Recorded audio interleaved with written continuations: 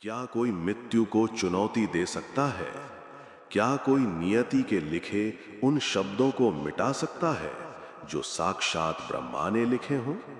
भक्तों, आज राजभक्ति के इस विशेष अंक में हम आपको ले चलेंगे समय के उस मोड़ पर जहां एक 16 वर्ष के बालक ने अपनी भक्ति की शक्ति से मृत्यु के देवता यमराज के अहंकार को धूल चटा दी थी। ये कहानी है मार्कंडेय की, जिनके लिए स्वयं महादेव को अपनी समाधि त्याग कर महाकाल के रूप में प्रकट होना पड़ा। आज आप जानेंगे उस गुप्त महामृत्युंजय मंत्र का रहस्य जिसने काल के पाश को तिनके की तरह तोड़ दिया। सावधान, ये केवल एक कथा नहीं, बल्कि हर उस भक्त के लिए अटूट विश्वास का कवच है जो मृत्यु के भय को जीतना चाहता है। तो दिल थाम कर बैठिए और पूरी श्रद्धा के साथ कमेंट में लिखिए हर हर महादेव, क्योंकि आज की ये गाथा आपके जीवन जीने के नजरिए को हमेशा के लिए बदल देगी। प्राचीन काल की बात है, जब पूरी सृष्टि शिवमयी थी। ऋषि मृकंडु और उनकी पत्नी देवी मरुद्वती पुत्र प्राप्ति के लिए महादेव की घोर तपस्या में लीन थे। वर्षों के कठोर तप के बाद जब महादेव प्रकट हुए तो उन्होंने ऋषि मृकंडु के सम्मुख एक कठिन चुनाव रखा। महादेव ने कहा, हे ऋषि मृकंडु, तुम्हें पुत्र तो प्राप्त होगा, किंतु उसकी आयु मात्र 16 वर्ष होगी। ऋषि मृकंडु ने नियति के इस निर्णय को स्वीकार किया और बालक मार्कंडेय का जन्म हुआ। मार्कंडेय के मुख पर बाल्यकाल से ही एक अलौकिक तेज था। जैसे जैसे मार्कंडेय की आयु बढ़ने लगी, ऋषि मृकंडु और देवी मरुद्वती का हृदय बैठने लगा। जब मार्कंडेय अपने 16वें वर्ष में पहुंचे तो उन्होंने देखा कि पिता मृकंडु निरंतर अश्रु बहा रहे हैं। मार्कंडेय ने अपने पिता के चरण स्पर्श किए और दृढ़ता से पूछा, पिताश्री, साक्षात महादेव के आशीर्वाद से जन्मे पुत्र के होते हुए भी आपके मुख पर यह भय कैसा? ऋषि मृकंडु ने कांपते स्वर में कहा, पुत्र मार्कंडेय, आज तुम्हारी आयु की अंतिम घड़ी निकट है। काल के दूत किसी भी क्षण तुम्हें हमसे छीनने आ सकते हैं। बालक मार्कंडेय तनिक भी विचलित नहीं हुए। मार्कंडेय ने अपने पिता को सांत्वना दी और उसी क्षण संकल्प लिया कि वे स्वयं मृत्यु के अधिपति से प्रश्न करेंगे। मार्कंडेय तुरंत समुद्र के तट पर पहुंचे और वहां रेत से एक अत्यंत सुंदर शिवलिंग का निर्माण किया। समुद्र की लहरें मार्कंडेय के चरणों को स्पर्श कर रही थीं और शीतल पवन मार्कंडेय के शरीर को सहला रही थी। मार्कंडेय ने उस शिवलिंग को कसकर अपनी भुजाओं में भर लिया और गहन ध्यान में चले गए। यहीं से मार्कंडेय के अंतर्मन में एक दिव्य गूंज उठी। मार्कंडेय ने उस गुप्त मंत्र का उच्चारण प्रारंभ किया जिसे आज संसार महामृत्युंजय मंत्र कहता है। मार्कंडेय के मंत्रोच्चार से वातावरण में एक बिजली सी कौंधने लगी। रेत का वो शिवलिंग अचानक पत्थर की तरह कठोर और चमकीला हो गया, मानो स्वयं महादेव उसमें वास करने लगे हों। अचानक आकाश का रंग गहरा काला हो गया, पक्षियों का चहचहाना बंद हो गया और चारों ओर एक भयावह सन्नाटा छा गया। तभी धरती फटने लगी और साक्षात मृत्यु के देवता यमराज अपने विशालकाय और क्रोधित भैंसे पर सवार होकर प्रकट हुए। यमराज के नेत्र धधकती ज्वाला की तरह लाल थे और उनके हाथ में एक भयानक काल पाश था जो किसी विषैले नाग की तरह फुफकार रहा था। यमराज ने अपनी गर्जना से समुद्र की लहरों को हिलाते हुए कहा, बालक मार्कंडेय, तेरा समय समाप्त हुआ। यमलोक के द्वार तेरे लिए खुल चुके हैं। अपनी पकड़ छोड़ और मेरे साथ चल। मार्कंडेय ने अपनी आंखें नहीं खोली। मार्कंडेय के मुख से मंत्र की ध्वनि और भी तीव्र हो गई। यमराज का अहंकार जाग उठा। यमराज ने क्रोध में चिल्लाकर कहा, मूर्ख बालक मार्कंडेय, तू एक तुच्छ मानव होकर मृत्यु को चुनौती दे रहा है। ये पत्थर का लिंग तुझे मेरे दंड से नहीं बचा पाएगा। इतना कहकर यमराज ने अपना काल पाश हवा में घुमाया। पाश के टकराने से आकाश में बिजली कड़की। यमराज ने पूरी शक्ति के साथ वो पाश मार्कंडेय की ओर फेंका। वो पाश मार्कंडेय के कोमल गरे को जकड़ने के लिए बढ़ा, किंतु नियति को कुछ और ही मंजूर था। वो पाश बालक मार्कंडेय के साथ साथ उस पावन शिवलिंग के चारों ओर भी लिपट गया। जैसे ही कालपाश ने शिवलिंग को छुआ, पूरा ब्रह्मांड कांप उठा। शिवलिंग के भीतर से एक ऐसी गूंज उठी जैसे हजारों शंख एक साथ बज रहे हों। अचानक वो शिवलिंग प्रचंड प्रकाश के साथ फट गया और उसके मध्य से साक्षात महादेव अपने रौद्र रूप में प्रकट हुए। महादेव का त्रिशूल सूर्य की किरणों की तरह चमक रहा था और उनके मस्तक पर स्थित चंद्रमा क्रोध से धवल हो गया था। महादेव ने अपना त्रिशूल भूमि पर पटका और यमराज को ललकारते हुए कहा, ठहर जा यमराज, तेरी ये धृष्टता कि तूने मेरे अनन्य भक्त मार्कंडेय पर हाथ उठाया। क्या तू भूल गया कि मैं महाकाल हूं और काल भी मेरे अधीन है। महादेव के इस विराट और भयानक रूप को देखकर यमराज अपने भैंसे से नीचे गिर पड़े। यमराज का सारा अहंकार एक क्षण में विलीन हो गया। यमराज ने कांपते हुए हाथ जोड़कर कहा, प्रभु, मैं तो केवल सृष्टि के नियम का पालन कर रहा था। महादेव ने गरजते हुए उत्तर दिया, नियम भक्तों के लिए नहीं, केवल देहधारियों के लिए होते हैं। मार्कंडेय मेरा अंश है। दृश्य अत्यंत रोमांचक था। एक ओर बालक मार्कंडेय अभी भी शिवलिंग को पकड़े हुए महादेव की भक्ति में लीन थे और दूसरी ओर महादेव का क्रोध यमराज को भस्म करने के लिए तैयार था। महादेव के तीसरे नेत्र से निकलती अग्नि की लपटें यमराज के काले वस्त्रों को झुलसाने लगी थी। यमराज ने अपने जीवन में पहली बार साक्षात मृत्यु का अनुभव किया। यमराज जो पूरी सृष्टि के प्राण हरते थे, आज स्वयं अपने प्राणों की रक्षा के लिए महादेव के चरणों में गिर पड़े। महादेव का भारी यमदंड उनके हाथों से छूटकर रेत में गिर गया और उनके माथे पर पसीने की बूंदें चमकने लगी। महादेव ने अपना त्रिशूल हवा में लहराया और उसकी नोक यमराज की छाती पर टिका दी। पत्थरों के टकराने जैसी गूंजती आवाज में महादेव ने कहा, हे यमराज, जिस पाश से तूने मेरे भक्त मार्कंडेय को बांधा है, वो पाश अब तेरे ही विनाश का कारण बनेगा। तूने भक्ति की शक्ति को अपनी नियति के अहंकार से ऊपर समझने की भूल की है। क्या तू नहीं जानता कि जो शिव का हो गया वो काल की सीमाओं से परे हो गया। यमराज ने कांपते हुए उत्तर दिया, हे देवों के देव महादेव, मैं तो केवल सृष्टि के उस विधान का पालन कर रहा था जो स्वयं आपने बनाया है। मार्कंडेय की आयु पूरी हो चुकी थी, इसीलिए मेरा पाश चला। ये सुनकर महादेव का क्रोध और भी बढ़ गया। महादेव ने त्रिशूल को भूमि पर पटका, जिससे समुद्र में विशाल लहरें उठी और मार्कंडेय का रेत का शिवलिंग दिव्य ज्योति से चमक उठा। महादेव बोले, विधान जड़ वस्तुओं के लिए होते हैं यमराज, प्रेम और अटूट भक्ति के लिए नहीं। मार्कंडेय ने अपने प्राण मुझे सौंप दिए हैं और जो वस्तु मुझे समर्पित हो गई उसे छूने का अधिकार स्वयं काल को भी नहीं है। तभी यमराज ने देखा कि मार्कंडेय के शरीर से ओम की ध्वनि निकल रही थी, जो महादेव के डमरू की ताल से मेल खा रही थी। यमराज ने अपनी भूल स्वीकार की और महादेव से प्रार्थना की, हे प्रभु, यदि मार्कंडेय जीवित रहता है तो सृष्टि का चक्र टूट जाएगा। संसार कहेगा कि मृत्यु का नियम अटल नहीं है। तब महादेव ने बालक मार्कंडेय के सिर पर अपना वरद हस्त रखा। महादेव के स्पर्श मात्र से मार्कंडेय के शरीर के सारे घाव भर गए और उनकी देह कंचन की तरह चमकने लगी। महादेव ने मुस्कुराते हुए यमराज से कहा, सृष्टि का चक्र नहीं टूटेगा। आज से मार्कंडेय की आयु कभी नहीं बढ़ेगी। ये सदैव 16 वर्ष का ही रहेगा।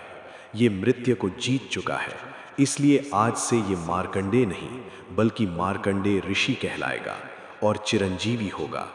यमराज ने श्रद्धापूर्वक मार्कंडेय और महादेव को प्रणाम किया। यमराज अपने भैंसे पर सवार होकर धीरे धीरे उस काले धुएं में विलीन हो गए जो अब छटने लगा था। आकाश से पुष्पों की वर्षा होने लगी और समुद्र की लहरें मार्कंडेय के चरणों को पखारने लगी। मार्कंडेय ने अपनी आंखें खोली और सामने साक्षात महादेव के दिव्य स्वरूप को देखकर उनकी आंखों से अश्रु बह निकले। मार्कंडेय ने महादेव के चरणों में अपना शीश नवाया। मार्कंडेय के स्वर में अब असीम शांति थी। महादेव ने मार्कंडेय को उठाया और कहा, पुत्र मार्कंडेय, तेरी भक्ति ने संसार को वो शस्त्र दिया है जो अकाल मृत्यु के भय को जड़ से मिटा देगा। तेरे द्वारा जपा गया ये महामृत्युंजय मंत्र कलयुग में भी मानवता की रक्षा करेगा। जो भी मनुष्य पूर्ण विश्वास के साथ इस मंत्र का उच्चारण करेगा, मैं स्वयं उसके काल और कष्टों के बीच ढाल बनकर खड़ा रहूंगा। महादेव धीरे धीरे लिंग में समाहित होने लगे, किंतु उनकी दिव्य आभा मार्कंडेय के हृदय में सदैव के लिए बस गई। मार्कंडेय वापस अपनी कुटिया की ओर चल दिए। जब ऋषि मृकुंडु और देवी मरुद्वती ने अपने पुत्र मार्कंडेय को जीवित और तेजस्वी देखा तो उनकी खुशी का ठिकाना न रहा। ऋषि मृकुंडु ने समझ लिया कि भक्ति के आगे भाग्य की रेखाएं भी अपना मार्ग बदल लेती हैं। मार्कंडेय ने उस दिन से उस गुप्त मंत्र की साधना को जन कल्याण के लिए समर्पित कर दिया। मार्कंडेय के मन में अब केवल एक ही लक्ष्य था, संपूर्ण मानव जाति को अकाल मृत्यु के भय से मुक्त करना। मार्कंडेय अपनी कुटिया से निकलकर हिमालय की ओर चल दिए, जहां बर्फ की सफेद चादर और ऊंचे देवदार के वृक्षों के बीच शांति का वास था। मार्कंडेय ने एक ऊंची शिला पर बैठकर महामृत्युंजय मंत्र का पुनः तीव्र जाप शुरू किया। मार्कंडेय की वाणी से निकलने वाली प्रत्येक ध्वनि हिमालय की घाटियों में गूंजने लगी, जिससे वहां का वातावरण पूरी तरह शिवमय हो गया। तभी हिमालय की उन कंदराओं में एक विचित्र हलचल हुई। मार्कंडेय ने देखा कि दूर से कुछ व्याकुल आत्माएं और बीमार वृद्ध उनकी ओर खिंचे चले आ रहे थे। ये वे लोग थे जिन्हें मृत्यु का भय सता रहा था। मार्कंडेय ने उन सबको अपने पास बिठाया। उन वृद्धों में से एक ने कांपते हाथों से मार्कंडेय के चरण छुए और कहा, हे मार्कंडेय, क्या मृत्यु के द्वार से वापस आना संभव है? मार्कंडेय ने अपनी शांत आंखों से उस वृद्ध की ओर देखा और बोले, मृत्यु केवल देह का त्याग है, किंतु अकाल मृत्यु अधर्म है। महादेव ने मुझे जो मंत्र दिया है वह केवल मेरे लिए नहीं बल्कि तुम सबके कल्याण के लिए है। मार्कंडेय ने उन सभी को वह गुप्त विधि सिखानी शुरू की जिससे मंत्र सिद्ध होता है। मार्कंडेय ने बताया कि केवल शब्दों का उच्चारण पर्याप्त नहीं है, बल्कि हृदय में महादेव की छवि और सांसों पर पूर्ण नियंत्रण आवश्यक है। जैसे जैसे मार्कंडेय उन शिष्यों को ज्ञान दे रहे थे, आकाश से देवताओं ने पुष्प वर्षा की। मार्कंडेय की प्रसिद्धि तीनों लोकों में फैलने लगी। यहां तक कि इंद्र भी मार्कंडेय की इस बढ़ती शक्ति को देखकर चिंतित होने लगे। इंद्र को लगा कि यदि सभी मनुष्य अमर होने का रहस्य जान गए तो स्वर्ग का महत्व कम हो जाएगा। इंद्र ने मार्कंडेय की तपस्या भंग करने के लिए अप्सराओं को भेजा। हिमालय की उस पवित्र शिला के चारों ओर कामदेव के बाणों का प्रभाव दिखने लगा। सुगंधित हवाएं चलने लगीं और अप्सराएं मार्कंडेय के चारों ओर नृत्य करने लगीं। किंतु मार्कंडेय के मन में महादेव के चरणों के प्रति जो अनुराग था वह किसी भी माया से ऊपर था। मार्कंडेय ने अपनी आंखें खोलीं और उनकी दृष्टि मात्र से कामदेव का सारा प्रभाव समाप्त हो गया। मार्कंडेय ने शांत भाव से कहा, हे देवराज इंद्र, मेरी साधना सत्ता के लिए नहीं बल्कि सत्य के लिए है। महादेव का यह मंत्र स्वार्थ के लिए नहीं, केवल संकट निवारण के लिए है। इंद्र ने अपनी भूल स्वीकार की और मार्कंडेय के सम्मुख आकर क्षमा मांगी। इंद्र ने स्वीकार किया कि मार्कंडेय ही वह सेतु है जो मृत्युलोक के प्राणियों को महादेव की कृपा से जोड़ते हैं। मार्कंडेय ने अपनी तपस्या को और भी गहरा किया। कई वर्षों की साधना के बाद मार्कंडेय के शरीर से एक ऐसी ऊर्जा निकली जिसने मृत्यु की छाया को भी प्रकाश में बदल दिया। मार्कंडेय ने उस मंत्र को सिद्ध कर लिया था। अब मार्कंडेय जहां भी जाते वहां असाध्य रोग दूर होने लगते और यमराज के दूत भी उस स्थान से दूर रहते। मार्कंडेय ने अपने शिष्यों को अंतिम उपदेश देते हुए कहा कि जब भी संसार में अधर्म बढ़ेगा और महामारी या अकाल मृत्यु का प्रकोप होगा, तब यह मंत्र ही एकमात्र कवच होगा। मार्कंडेय ने इस मंत्र को मृत संजीवनी के समान शक्ति प्रदान की। मार्कंडेय की आंखों में अब वह संपूर्णता थी जो केवल एक मुक्त आत्मा में होती है। मार्कंडेय ने अपने भौतिक शरीर का मोह त्याग कर सूक्ष्म रूप धारण किया और वे ब्रह्मांड के कण कण में व्याप्त हो गए। मार्कंडेय ने उस दिन से उस गुप्त मंत्र की साधना को जन कल्याण के लिए समर्पित कर दिया। हिमालय की अनंत ऊंचाइयों पर जहां वायु भी महादेव के नाम का स्पर्श पाकर शीतल हो जाती है, वहां मार्कंडेय ने एक ऐसी पाठशाला की स्थापना की जहां केवल आत्मा और परमात्मा का संवाद होता था। मार्कंडेय के चारों ओर अब केवल ऋषि मुनि ही नहीं, बल्कि वे साधारण मनुष्य भी एकत्रित होने लगे थे जो जीवन की आपाधापी में अपनी चेतना खो चुके थे। मार्कंडेय ने अपनी कुटिया के बाहर एक विशाल शिलाखंड पर बैठकर शिष्यों को संबोधित किया। मार्कंडेय के स्वर में गंभीरता और करुणा का अनूठा संगम था। मार्कंडेय ने कहा, हे जिज्ञासुओं, याद रखो कि काल केवल उन्हीं को ग्रसता है जो भय में जीते हैं। महादेव का ये मंत्र केवल मृत्यु रोकने के लिए नहीं, बल्कि मृत्यु के भय को जड़ से उखाड़ने के लिए है। तभी भीड़ में से एक व्याकुल युवक उठा और मार्कंडेय के सम्मुख आकर विलाप करने लगा। उस युवक ने कहा, हे मार्कंडेय, मेरे प्रियजन असाध्य रोगों से पीड़ित है। क्या आपका ये मंत्र उन्हें जीवन दान दे सकता है? मार्कंडेय ने उस युवक के मस्तक पर हाथ रखा और शांत भाव से बोले, मंत्र की शक्ति श्रद्धा में निहित है। यदि तेरा विश्वास अडिग है तो स्वयं महादेव को तेरी पुकार सुननी ही होगी। मार्कंडेय ने उस रात्रि एक विशाल महायज्ञ का आयोजन किया। यज्ञ की अग्नि की लपटें आकाश को छू रही थीं और मार्कंडेय के मंत्रोच्चार से संपूर्ण पर्वत श्रृंखला थरथराने लगी। दृश्य अत्यंत अलौकिक था। चारों ओर सुगंधित धूप का धुआं फैला था और मार्कंडेय की आंखों से शिव भक्ति का तेज फूट रहा था। जैसे जैसे मंत्र की ध्वनि बढ़ी, उस व्याकुल युवक के प्रियजन जो मृत्यु शैया पर थे, धीरे धीरे उठकर बैठने लगे।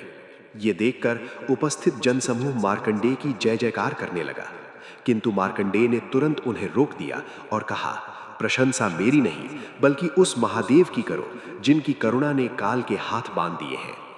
उसी समय स्वर्गलोक में इस घटना की चर्चा होने लगी। देवराज इंद्र ने देखा कि मार्कंडेय के कारण मृत्यु लोक का कष्ट समाप्त हो रहा है। इंद्र ने ऋषि नारद से परामर्श किया। नारद मुनि ने अपनी वीणा बजाते हुए कहा, हे इंद्र, मार्कंडेय ने भक्ति को विज्ञान बना दिया है। उनके मंत्रोच्चार से यमलोक के द्वार लगभग बंद हो चुके हैं। इंद्र ने स्वयं धरती पर आकर मार्कंडेय की परीक्षा लेने का निर्णय लिया। इंद्र ने एक अत्यंत दरिद्र और कूढ़ी वृद्ध का रूप धारण किया और मार्कंडेय की शरण में पहुंच गए। इंद्र वृद्ध के रूप में कराहते हुए बोले, हे मार्कंडेय, क्या आप मुझ जैसे पापी और कुरूप प्राणी को भी शिव मंत्र देंगे? क्या मेरी नियति में केवल पीड़ा ही लिखी है? मार्कंडेय ने बिना किसी घृणा के उस वृद्ध के घावों को छुआ। मार्कंडेय बोले, प्रभु के दरबार में न कोई पापी है न कोई पवित्र, यहाँ केवल भक्त और भगवान है। जैसे ही मार्कंडेय ने उस वृद्ध के कान में ओम नमः शिवाय का उच्चारण किया, इंद्र अपने वास्तविक दिव्य स्वरूप में प्रकट हो गए।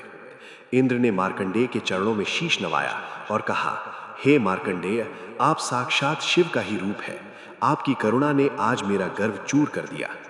मार्कंडेय ने इंद्र को आशीर्वाद दिया और पुनः अपनी साधना में लीन हो गए। समय बीतता गया और मार्कंडेय ने अनुभव किया कि अब उनके भौतिक देह का उद्देश्य पूर्ण हो चुका है। मार्कंडेय ने अपने शिष्यों को अंतिम बार एकत्रित किया। मार्कंडेय ने कहा, मेरे जाने के बाद दुखी मत होना, ये मंत्र ही मेरा स्वरूप होगा। जब भी तुम एकांत में बैठकर पूर्ण विश्वास के साथ महामृत्युंजय मंत्र जपो, समझ लेना कि मैं तुम्हारे समीप हूं। मार्कंडेय ने योगाग्नि प्रज्वलित की और देखते ही देखते उनका शरीर एक दिव्य प्रकाश पुंज में परिवर्तित हो गया। मार्कंडेय ने उस दिन से उस गुप्त मंत्र की साधना को जन कल्याण के लिए समर्पित कर दिया। हिमालय के उच्चतम शिखर पर जहां सूर्य की किरणें सबसे पहले महादेव के चरणों को स्पर्श करती हैं, मार्कंडेय ने एक ऐसी ज्योति प्रज्वलित की जो कभी न बुझने वाली थी। मार्कंडेय के चारों ओर अब केवल साधु सन्यासी ही नहीं, बल्कि वे पीड़ित मानवता भी एकत्रित होने लगी थी जो मृत्यु के भय से थरथरा रही थी। मार्कंडेय ने एक विशाल शिलाखंड पर बैठकर शिष्यों को अंतिम उपदेश देना प्रारंभ किया। मार्कंडेय के मुखमंडल पर वो तेज था जो साक्षात महादेव के अंश होने का प्रमाण दे रहा था। मार्कंडेय ने गंभीर स्वर में कहा, हे जिज्ञासुओं, याद रखो कि काल केवल उसी देह को ग्रसता है जो भय में लिपटी होती है। महादेव का ये महामृत्युंजय मंत्र केवल सांसें बढ़ाने का साधन नहीं, बल्कि आत्मा को अमरत्व से जोड़ने वाली वो कड़ी है जिसे स्वयं यमराज भी नहीं तोड़ सकते।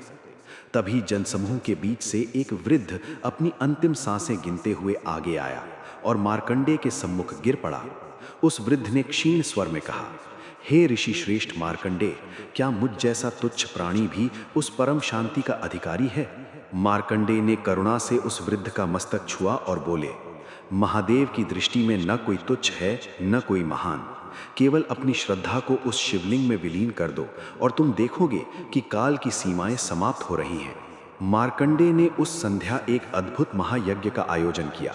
यज्ञ की समिधाओं से उठने वाला धुआं आकाश में बादलों की भांति घिर गया और मंत्रों की गूंज से हिमालय की गुफाएं प्रतिध्वनित होने लगी। दृश्य अत्यंत दिव्य था। एक ओर मंत्र पढ़ते मार्कंडेय और दूसरी ओर वो वृद्ध जिसके शरीर से धीरे धीरे रोगों का अंधकार छटने लगा था। जैसे ही मार्कंडेय ने मंत्र की अंतिम आहुति दी, उस वृद्ध की आंखों में जीवन की नई ज्योति चमक उठी। उपस्थित समस्त जनसमूह मार्कंडेय के चरणों में झुक गया, किंतु मार्कंडेय ने हाथ उठाकर उन्हें रोक दिया और कहा, प्रशंसा मेरी नहीं बल्कि उस महादेव की करो जिनकी करुणा ने काल के विधान को पलट दिया है। उसी क्षण स्वर्ग लोक में देवराज इंद्र ने अनुभव किया कि मृत्यु लोक की ऊर्जा बदल रही है। इंद्र ने ऋषि नारद को बुलाकर कहा, हे मुनिवर, मार्कंडेय ने तो मृत्यु के भय को ही समाप्त कर दिया है। क्या ये सृष्टि के संतुलन के लिए उचित है? नारद मुनि ने अपनी वीणा के तारों को छेड़ते हुए मुस्कुराकर कहा, हे इंद्र, मार्कंडेय ने मृत्यु को नहीं बल्कि मृत्यु के प्रति अज्ञान को जीता है। जब तक भक्त और भगवान के बीच ये संवाद जीवित है, सृष्टि और भी सुंदर होगी। इंद्र ने स्वयं धरती पर आकर मार्कंडेय की महानता को स्वीकार किया और उन्हें महामुनि की उपाधि से विभूषित किया। समय के चक्र के साथ मार्कंडेय ने अनुभव किया कि उनके इस भौतिक शरीर का कर्तव्य अपूर्णता की ओर अग्रसर है। मार्कंडेय ने अपने प्रिय शिष्यों को बुलाकर अंतिम रहस्य साझा किया। मार्कंडेय बोले, सत्य ये है कि मैं कहीं नहीं जा रहा। जब भी तुम पूर्ण विश्वास के साथ इस मंत्र का उच्चारण करोगे, तुम्हें अनुभव होगा कि मार्कंडेय तुम्हारे भीतर के विश्वास में जीवित है।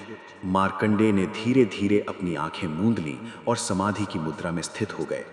मार्कंडेय के हृदय से एक अत्यंत तीव्र और धवल प्रकाश पुंज निकला जिसने संपूर्ण हिमालय को प्रकाशित कर दिया। वो प्रकाश अत्यंत वेग से ऊपर की ओर बढ़ा, मानो वो किसी दिव्य मिलन के लिए आतुर हो। उपस्थित लोगों ने देखा कि वो प्रकाश पुंज बादलों को चीरता हुआ अनंत अंतरिक्ष में विलीन हो गया। वो प्रकाश आकाश की ओर बढ़ा और अंततः महादेव के चंद्र में समाहित हो गया। मार्कंडेय की भौतिक देह अब केवल एक शांत प्रतिमा की भांति वहां स्थित थी, किंतु उनकी ऊर्जा संपूर्ण ब्रह्मांड में बिखर चुकी थी। मार्कंडेय ने सिद्ध कर दिया कि शरीर नश्वर है, किंतु जो महादेव की भक्ति में लीन हो गया उसका अस्तित्व शाश्वत है। आज भी जब कोई भक्त किसी असाध्य संकट में घिरा होता है और निष्कपट हृदय से महामृत्युंजय मंत्र का आश्रय लेता है, तो उसे एक अनजानी शक्ति का आभास होता है। वो शक्ति और कुछ नहीं बल्कि मार्कंडेय की वही चेतना है जिसने यमराज के पाश को भी विफल कर दिया था। मार्कंडेय की ये अमर गाथा हमें सिखाती है कि मृत्यु अंत नहीं बल्कि एक नई शुरुआत है यदि हमारे पास महादेव का नाम है। मार्कंडेय की चेतना आज भी हर उस भक्त के साथ है जो सच्चे मन से महादेव का आह्वान करता है। भक्तों, महामुनि मार्कंडेय की ये दिव्य गाथा हमें सिखाती है कि जब संसार के सारे द्वार बंद हो जाते हैं, तब महादेव का द्वार खुलता है। जिस प्रकार मार्कंडेय ने अपने अटूट विश्वास से काल को भी परास्त किया, उसी प्रकार आपकी श्रद्धा भी आपके जीवन के हर संकट को टाल सकती है। आज आपने जाना कि कैसे मार्कंडेय द्वारा सिद्ध किया गया महामृत्युंजय मंत्र आज भी मानवता के लिए एक रक्षा कवच बना हुआ है। यदि आप भी महादेव की इस असीम कृपा का अनुभव करना चाहते हैं, तो इस मंत्र का निरंतर जाप करें और अपने कर्मों को शिव को समर्पित कर दें। लेकिन ठहरिए, महादेव की लीला यहीं समाप्त नहीं होती। हमारे अगले वीडियो में हम आपको सुनाएंगे महाबली हनुमान और शनिदेव के उस युद्ध की अनकही कहानी जहां अहंकार का मर्दन हुआ था। उस अद्भुत कथा को सबसे पहले देखने के लिए राजभक्ति चैनल को अभी सब्सक्राइब करें और बेल आइकन दबाना न भूलें। अगर इस कहानी ने आपके हृदय को छुआ हो तो वीडियो को लाइक करें और इसे अपने प्रियजनों के साथ साझा करें ताकि वे भी मृत्यु के भय से मुक्त हो सकें। जाते जाते एक बार फिर पूरी श्रद्धा के साथ कमेंट में अपनी हाजिरी लगाइए और लिखिए, महाकाल के भक्त कभी नहीं होते पस्त। हर हर महादेव।